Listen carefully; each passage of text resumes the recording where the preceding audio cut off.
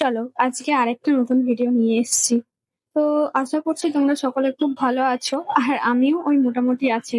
কয়েকদিন ধরে তো ঘুম হয়নি, তো আজকে না অনেকক্ষণ ঘুমিয়েছি, চোখ মুখগুলো এমনি ফুলে গেছে।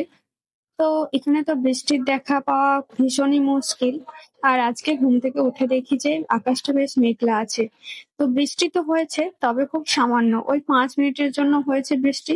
এদিকে আমি ভাত বসিয়ে দিয়েছি, আর গতকালকে রাত্রে ঘুমাতে অনেকটা রাত হয়ে গিয়েছিল, খাওয়া দাওয়া করতেও রাত হয়েছিল, যার জন্য আর বাসনগুলো ধোয়া হয়নি খাওয়ার, তো ওগুলো বেসিনেই পড়ে আছে।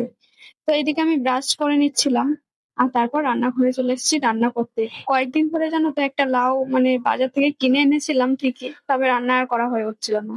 কালকে আবারও মাছ নিয়ে এসছে, আর মাছের সাথে একটা মাথাও ছিল মাছের।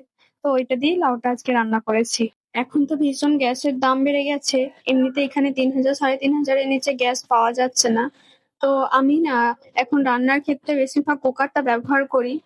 আর আজকেও সেরকমই হয়েছিল, লাউটা আমি কুকারের মধ্যে সিদ্ধ করে নিয়েছিলাম যাতে তাড়াতাড়ি রান্নাটা হয়ে যায়। আর এদিকে রান্না তো কমপ্লিট মোটামুটি হয়েই গেছে। তো ওকে আমি ডাকছিলাম, তো ঘুম থেকে উঠে পড়ো, দেরি হয়ে গিয়েছে। আর ঘুম থেকে উঠতে ভীষণ কষ্ট সকালের দিকে। তো যাই হোক, ও ঘুম থেকে উঠে গেছে, এবার আমি বিছানাটা গুছিয়ে নিচ্ছি। রান্নার কাজ তো হয়েছে, তবে ঘরের কাজটা এখনো বাকি আছে, কারণ ও ঘুম থেকে ওঠেনি, আর ও ঘুম থেকে না উঠলে আমার এই ঘরের কাজগুলো আর হয় না করা।